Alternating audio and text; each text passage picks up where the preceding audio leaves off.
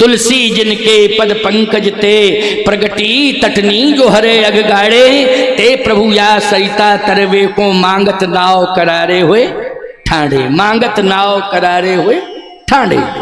भगवान स्वयं करार पर नहीं, मिट्टी के पहाड़ पर, करार मानी मिट्टी का पहाड़, भगवान चढ़ गए। लक्ष्मण से नहीं कहा दौड़ लगाओ, जबकि लक्ष्मण जी महाराज तो क्या कहना, लक्ष्मण जी महाराज में बड़ी ऊर्जा है, लेकिन भगवान ने कहा ही नहीं, सीधे भगवान ने छलांग लगाई और उस करार पर चढ़ गए। और करार पर चढ़े हैं तो देख रहे हैं केवट कहाँ है, और भगवान की दृष्टि जैसे ही गई तो केवट बैठा था। भगवान ने कहा आजा भैया आजा। केवट ने सुना किसकी आवाज है ये? आप लोग भगवान के पास जाते हो, यज्ञ के माध्यम से भगवान को बुलाते हो, प्रार्थना करके श्री रामचंद्र कृपाल भजमन हरण भव भय दारुणम भगवान को मनाते हो, लेकिन आज भगवान को बुलाना पड़ रहा है भक्त केवट को। ये है भक्त की महिमा। भगवान क्या कह रहे हैं? मांगी ना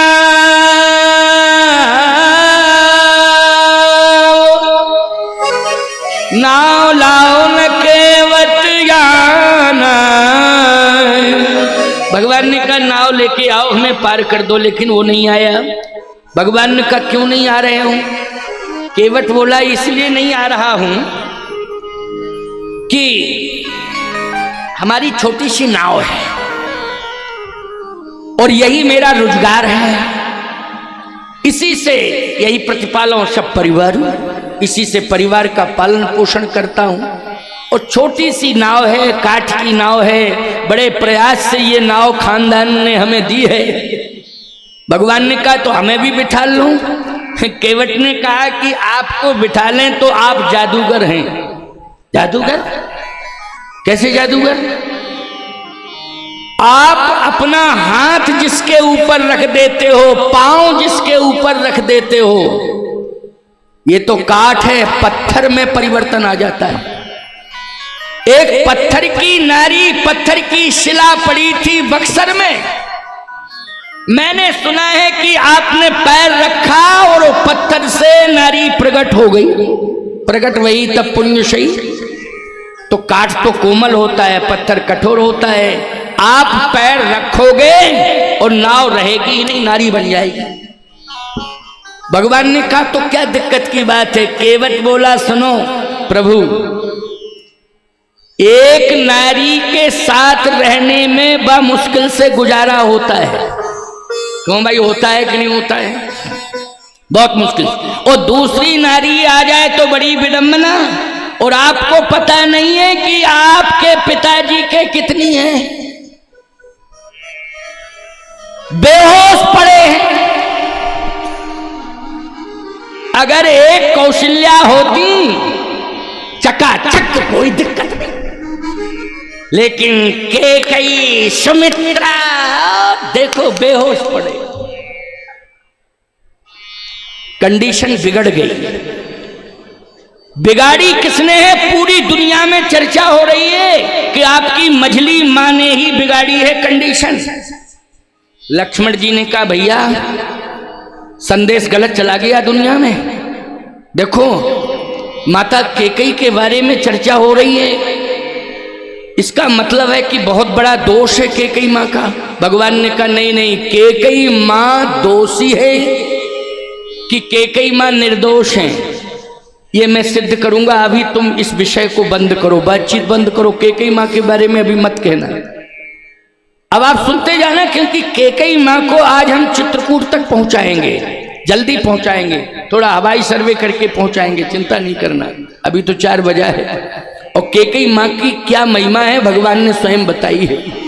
लक्ष्मण जी ने कहा चर्चा तो कैकेयी मां की हो रही है। कहा नहीं नहीं नहीं, कैकेयी मां के बारे में मत कहना, ये भक्त है, और भक्त जो है भावुक होता है, और कभी कभी भावुकता में मैंने कहा संतुलन बिगड़ जाता है, इसलिए इतना भावुक हो गया है कि इसका वाणी का संतुलन बिगड़ गया है। लेकिन संतुलन मैं बनाऊंगा, चिंता मत करो।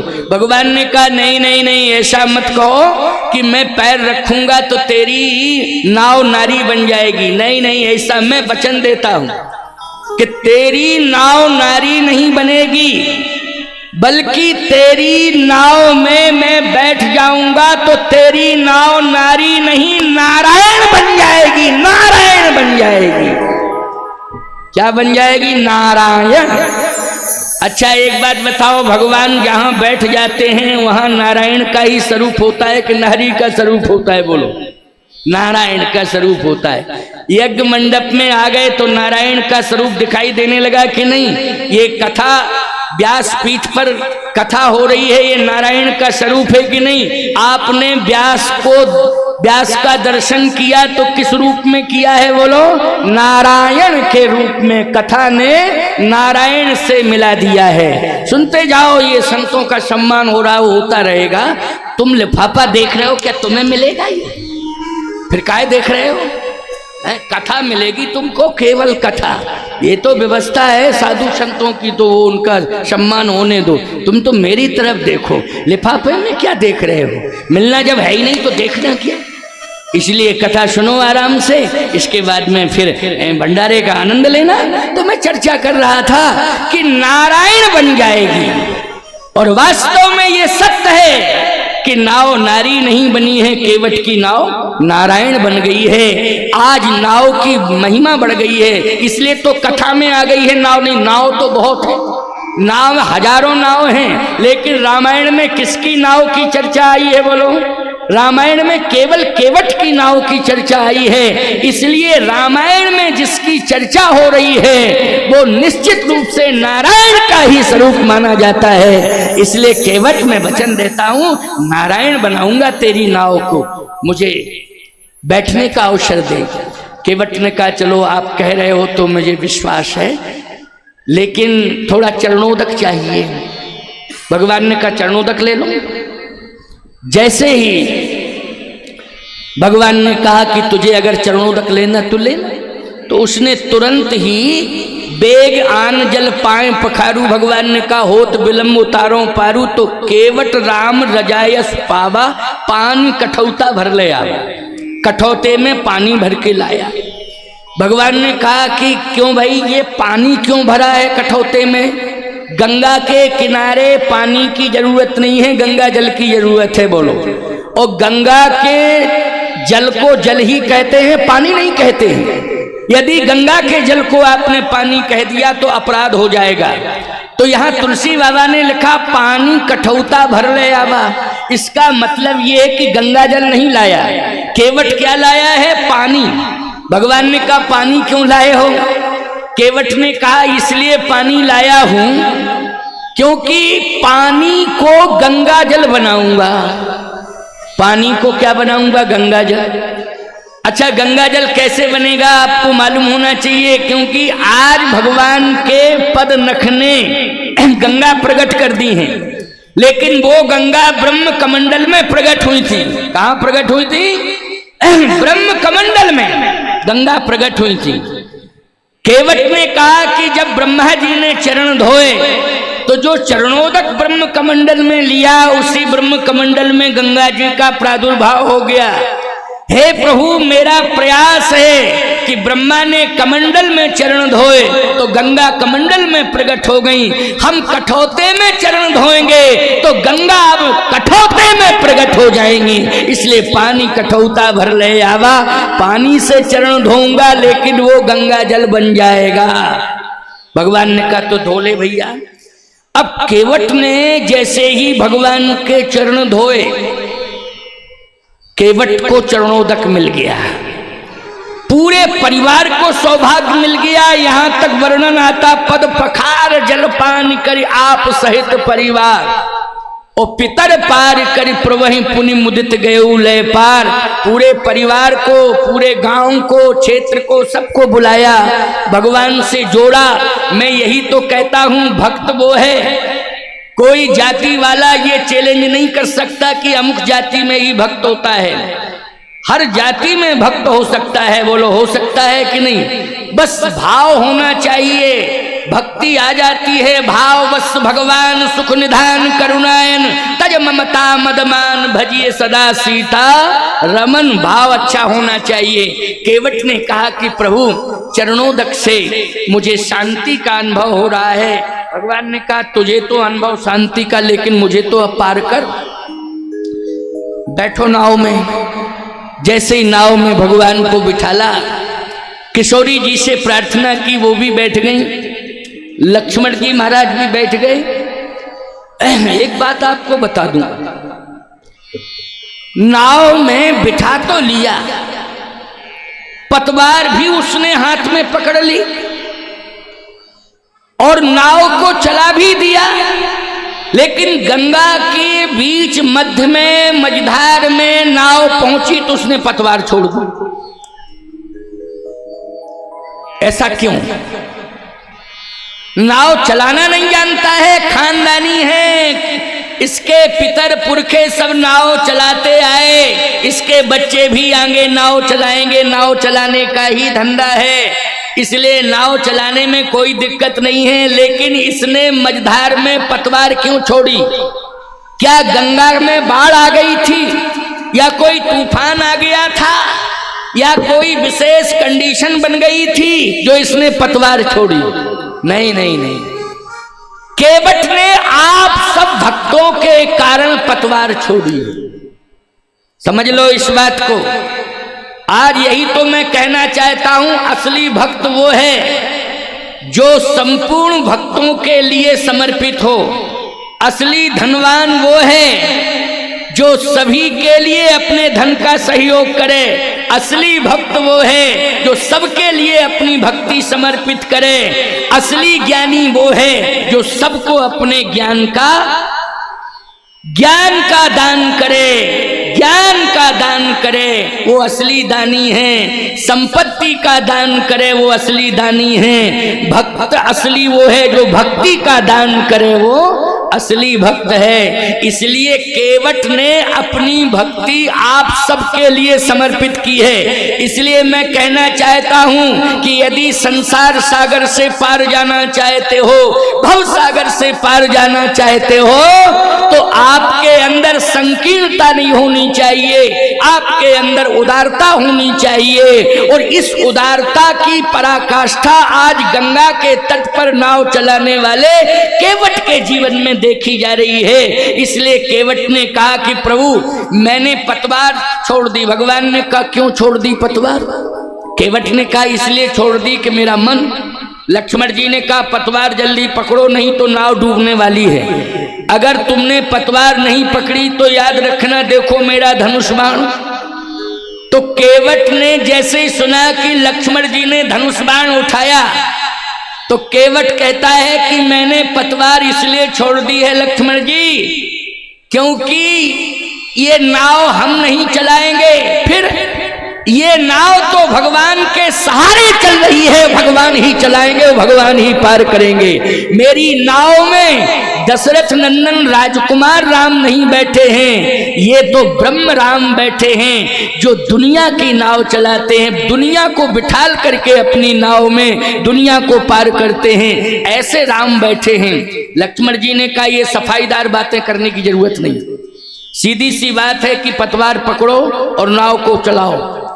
केवट ने कहा नहीं, हमें विश्वास भगवान पर है। लक्ष्मण ने कहा नाव भंवर में चक्कर काट रही है और डूबने वाली है, अगर पतवार नहीं पकड़ोगे तो नाव डूब जाएगी।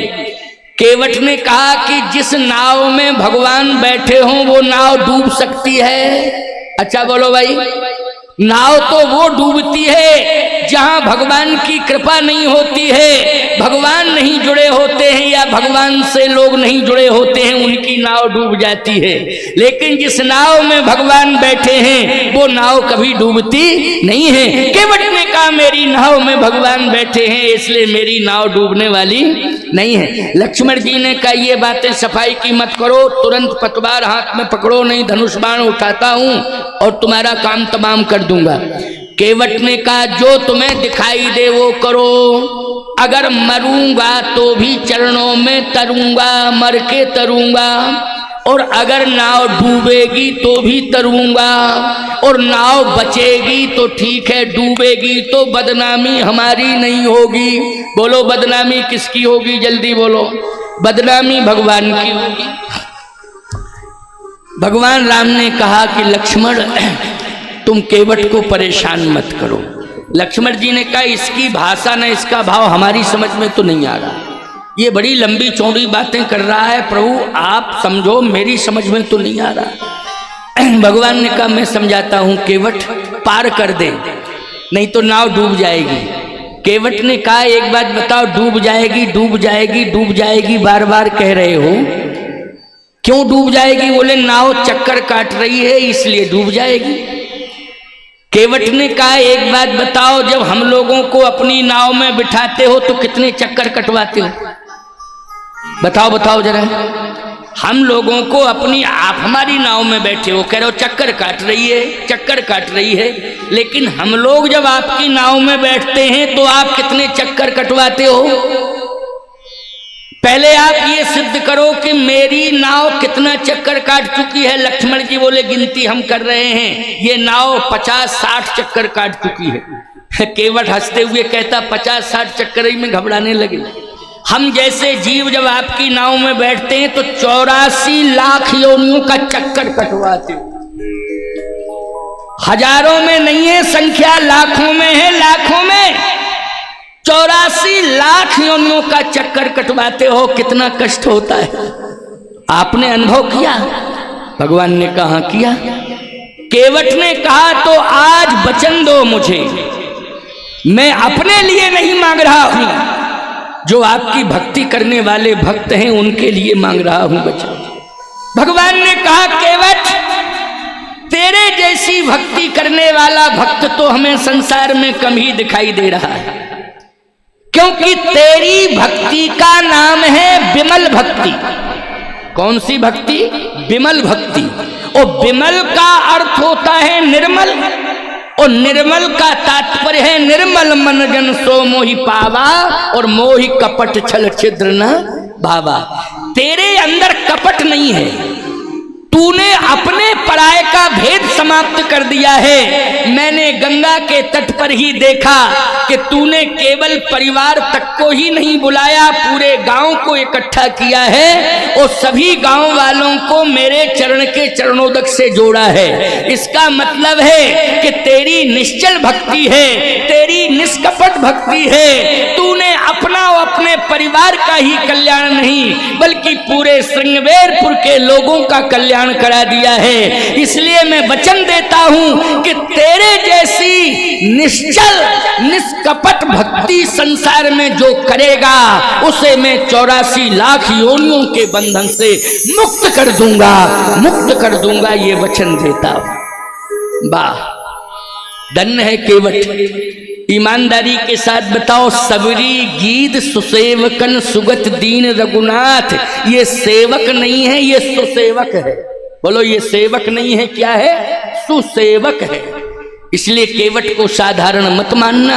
सबरी मैया का नाम आया है, गीधराज जी का नाम आया है। अरे सबरी मैया को तो भगवान ने नौदा भक्ति दे दी है, बोलो, और गीधराज जी को भगवान ने अविरल भक्ति दे दी है, और केवट को भगवान ने विमल भक्ति दे दी है। सबरी गीत सुसेवकन सुगत दीन रघुनाथ, ये सुसेवक है, सेवक नहीं, सुसेवक। सुसेवक का अर्थ होता है जिसके जीवन में कपट ना हो। सुसेवक का अर्थ होता है जिसका मन निर्मल हो, वही सुसेवक है। इसलिए सुसेवक की लिस्ट में इसका नाम प्रथम नंबर पर आ गया है, पहले नंबर पर केवट का नाम आया। बस इतना कहा ही था भगवान ने कि नाव अपने आप उस पार पहुंच गई, तट पर पहुंच गई नाव पहुंच गई। अब जैसे नाव पहुंची, अब बढ़िया भाव है, ये अंतिम भाव। भगवान श्री राम खड़े ही हुए हैं और केवट ने साष्टांग प्रणिपात किया। केवट उतर, दंडवत का अर्थ ये नहीं कि वाणी से कहो दंडवत दंडवत दंडवत, ये हम महात्मा लोग आपस में बराबरी के हैं। दंडवत दंडवत तुम लोगों की भी आदत हो गई, महाराज दंडवत। अच्छा हम लोग क्या कहें, ये कहें दंडवत, बहुत अच्छा लगेगा तुम, जल्दी बोलो। ये भाषा तुमने कहां से सीख ली है? तुमको प्रणाम करना चाहिए, तुमको सीताराम करना चाहिए, राम राम करना चाहिए, ये धर्म कहता है कि नहीं कहता? हेलो महाराज जी दंडवत। अब हम क्या कह देवे? कौन से त्यागी महात्यागी बोल रहे हैं? खबरदार, दंडवत का अर्थ जानते हो क्या होता है? केवट से सीखो कि दंडवत का क्या अर्थ है। केवट उतर, दंडवत मानी दंडाकार, लकड़ी की तरह गिर गया, ये है दंडवत। केवट उतर दंडवत कीन्हा, प्रभु सकुचे यही कछु नहीं दीना। केवट उतर दंडवत कीना, प्रभु सकुचे यही कछु नहीं दीना। अच्छा, इसमें एक भाव समझ में आ रहा है, ये सुमंत जो है अभी खड़ा है, गया नहीं है, रो रहा है, और इधर भगवान राम पार हो गए और उसने बड़ी पैनी निगाह से सुमंत ने देखा है कि हो क्या रहा है। आपको महाराज इस बात को कैसे कह रहे हो? क्योंकि सुमंत जी से जब भगवान श्री राम के बारे में दशरथ जी महाराज ने पूछा तो उसने क्लियर रिपोर्ट दी कि राम सखा तब नाम मगाई, ओ प्रिया चढ़ाए चढ़े रघुराई। अच्छा बोलो भाई, पूरी क्लियर रिपोर्ट है कि नहीं? जल्दी बोलो। पूरी क्लियर रिपोर्ट दी है। इसका मतलब उसने देखा है कि क्या हुआ, और वो सारा वृतांत सुनाया है। लेकिन इधर देख क्या रहा है? सारा संसार देख रहा है प्यारे, जितने देवता हैं वो सब देख रहे हैं, क्योंकि देवताओं ने अपनी प्रतिक्रिया की है। बरस सुमन सुर सकल सिहाही, यही सम पुण्य पुंज को नाही। देवताओं ने पुष्पों की वर्षा की है, ये मृत्यु लोक के पुष्प नहीं है। देवता स्वर्ग में रहते हैं, स्वर्ग लोक के पुष्पों की बरसात हुई है। स्वर्ग लोक के पुष्पों को वर्षाया गया है। मृत्यु लोक के पुष्पों में स्वर्ग लोक के पुष्पों में बहुत अंतर है। समझ गए हो ना? बहुत अंतर है प्यारे। बरस सुमन सुर सकल सिहाही, यही संपूर्ण पुंज को नहीं। लेकिन कर क्या रहा है केवट? केवट उतर, केवट उतर दंडवत कीन्हा, प्रभु सकुचे यही कछु नहीं दीना। भगवान को संकोच आ गया कि मैंने कुछ दिया नहीं। अच्छा भैया, दिया नहीं, भगवान के पास तो सब कुछ है देने के लिए, लेकिन भगवान को संकोच क्यों है? लेकिन सिय पिय ही की जान निहारी। एक बात सुनना, राम जी के पास सब कुछ है, लेकिन खजाने की चाबी जानकी मैया के पास। बोलो भाई, चाबी किसके पास है? जल्दी बोलो। अच्छा तुम लोग बताओ, अपने घर के खजाने के अंदर की चाबी किसे देते हो? किसे देते हो? बोलो। बैठ जाओ, बैठ जाओ। बड़ी मालाएं आ रही हैं, बाजार में मालाएं बची ही नहीं। मार्केट ग्वालियर का खाली हो गया मालाओं से, भिंड का खाली हो गया है। मेगांव तो छोटी सी जगह है, इतनी मालाओं की सप्लाई। अरे माल की सप्लाई करो। ये मालाएं मालाएं मालाएं मालाएं हैं। चलो भाई, आनंद ही आनंद है। ये तो आनंद की बात है, इसलिए मैं बीच बीच में कुछ कह देता हूँ। आओ सुनो, बहुत अच्छी बात है, बड़ी अच्छी कथा है, लेकिन थोड़ा सा आवागमन के कारण एक बाधा खड़ी हो जाती है, और कहने के लिए न जाने कितने प्रकार के भाव आते हैं, परंतु बीच में थोड़ा सा अवरोध हो जाता है। कोई बात नहीं, ये सिस्टम चल रहा है। ये भी प्रसन्नता का ही क्षण है। लोग सम्मान करने के लिए आए कि महात्माओं का आदर करें, सम्मान करें, लेकिन थोड़ा भाइयों ठहर जाओ, बस थोड़ा सा ही तो समय बचा है, ज्यादा। चाबी किसके पास है? खजाने की चाबी जो है जानकी मैया के पास। आप कहोगे कैसे? बोले सिय पिय ही की जान निहारी, ओ मणि मुदरी मन मुदित उतारी, मणि मुदरी मन मुदित उतारी। अच्छा, भगवान के पास संकोच है कुछ नहीं, लेकिन खजाना भरा पड़ा है किसके पास? अष्ट सिद्धि नवनिधि के दाता असवर दीन जानकी माता। बोलो, ये अष्ट सिद्धि नवनिधि ये किसने दी है? खजाना जिसके पास है उसने। हनुमान जी को राम जी तो पहले मिल गए लेकिन कुछ नहीं दे पाए हनुमान जी। बोलो भाई, पहले मिले ना राम जी, लेकिन कुछ नहीं दे पाए। और जब मैया जानकी मिली तो तुरंत खजाना खोल दिया मैया ने। अष्ट सिद्धि नवनिधि के दाता असवर दीन जानकी माता, खजाना खोल दिया, पूरी रिद्धियां सिद्धियां हनुमान जी को दे दी। ऐसे ही आज यहाँ भी एक दृश्य है, बड़ा बढ़िया दृश्य है, बड़ी प्यारी बात सुना रहे हैं आपको, सुनो। केवट उतर दंडवत कीना, और प्रभु सकुचे यही कछु नहीं दीना, प्रभु सकुचे यही कछु नहीं दीना।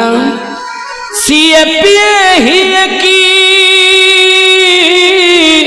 जान निहारी, मणि मुदरी मन मुदित उतारी। ओ मुदरी किशोरी जी ने उतारी और प्रभु राम को दे दी। अच्छा, जैसे ही, पहले था ही नहीं कुछ, लेकिन किशोरी मैया ने मुदरी दी और जैसे ही, अच्छा धीरे से दी, प्रदर्शन में नहीं दी, नहीं दिखा के दी हो कि देखो मैं दे रही हूं मुदरी, ना ना, चुपचाप धीरे से मुदरी दे दी।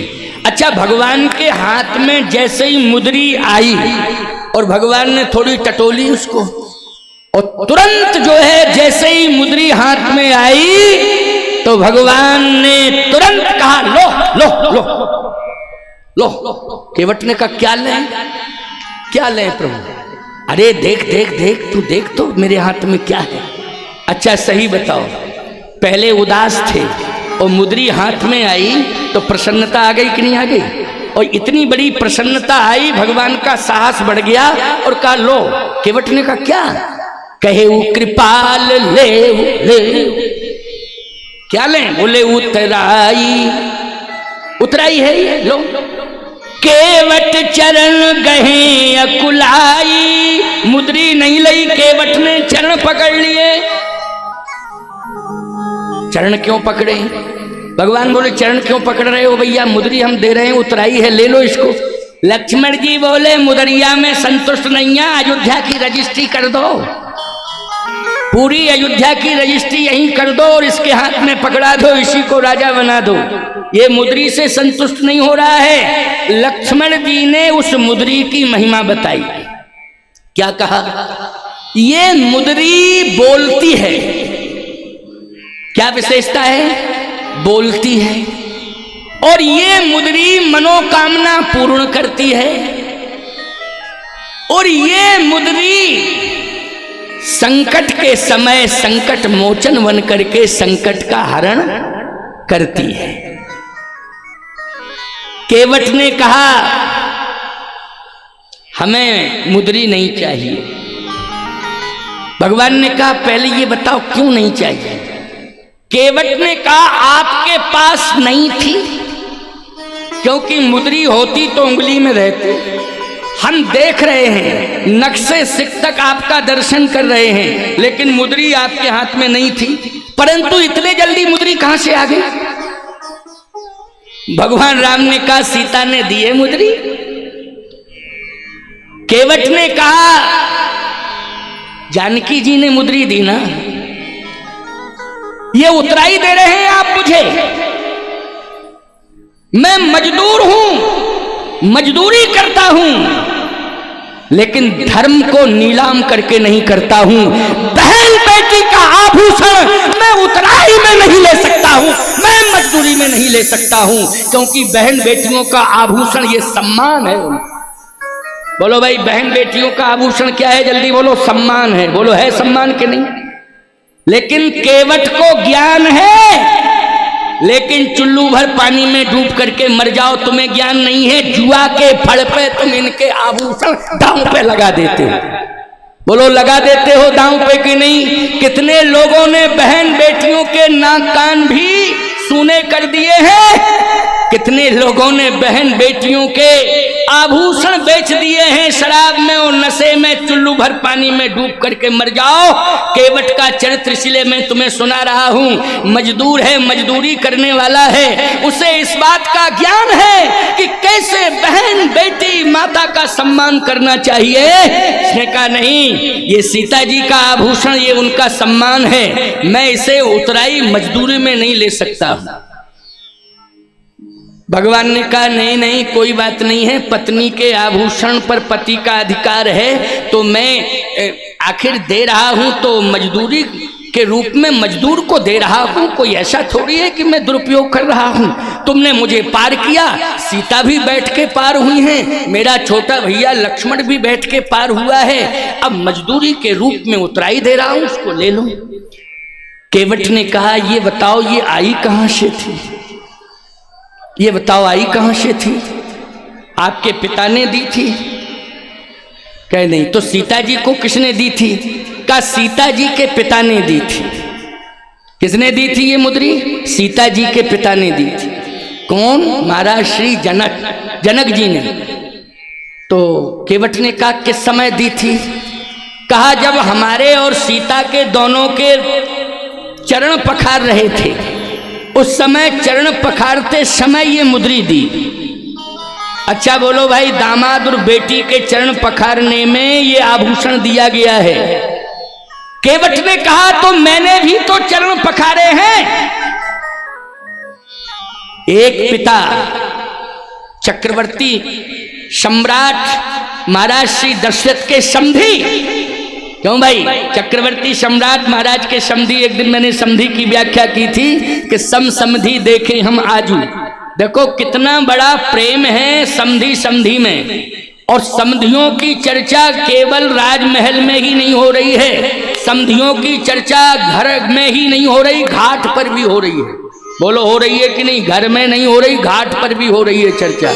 ऐसे समधी बनो कि केवल तुम्हारा समधौरा घर तक ना हो, तुम्हारा समझौता हर घाट पर हो, उसकी चर्चा होनी चाहिए, उसका स्वस्थ संदेश जाना चाहिए। उस समधी के मिलन की, प्रेम की कीर्ति पताका हर गांव में, हर समाज में फहरानी चाहिए, तब समधी बनने का अधिकार है। नहीं तो लेने देने के चक्कर में बदनामी मत सहना और ना बदनामी कराना, क्योंकि आज दूरियां जो बढ़ रही हैं वो लेने देने के चक्कर में बढ़ रही हैं। मैं जहां ठहरा हूं, ये गिरिराज बैठे हुए हैं मेरे सामने, पवन शर्मा, ये गिरिराज कटारे, जहां मैं ठहरा हूं राधा माधव रिसोर्ट में। मैंने परसों कहा था कि वो संत निवास बन गया है, राधा माधव रिसोर्ट नहीं रहा, वो आश्रम बन गया है, कामतानाथ का आश्रम। लेकिन मैं देख रहा हूं कि दोनों परिवारों में कितना प्रेम है, इतना प्रेम है, इतना प्रेम है कि अंतर समझ में नहीं आ रहा है कि कौन बेटी का बाप है और कौन बेटे का बाप, इतना प्रेम है। और आज की बात है, आज की बात है कि ये प्रेम की ही बात है कि आज ऐसा संतों के प्रति अनुराग हुआ कि बहू, बेटे, बच्चे, स्वयं पूरा परिवार, दोनों पक्षों का आज कामतानाथ की शरणागति स्वीकार कर लिया है। बोलो भाई, ये सौभाग्य की बात नहीं है तो क्या ये परम सौभाग्य की बात है कि पूरा परिवार एक साथ कामतानाथ की शरणागति। त्रिमुखा मैया के यज्ञ में पूरा परिवार आज संत सेवा में लगा है। हमारे साथ में जितने भी सेवक आए हैं, हमारे साथ में जितने भी सेवादार आए हैं, एहसास ही नहीं हो रहा है उन्हें कि हम कहाँ दूसरी जगह आ गए हैं कि अपने घर में हैं। और घर की बात छोड़ो, हमें एहसास नहीं हो रहा है कि हम राधा माधव रिसोर्ट में आए हैं कि कामतानाथ आश्रम का मदगिर पीठ में आए हैं, ये हमें एहसास नहीं हो रहा है। ये है समर्पण की पराकाष्ठा।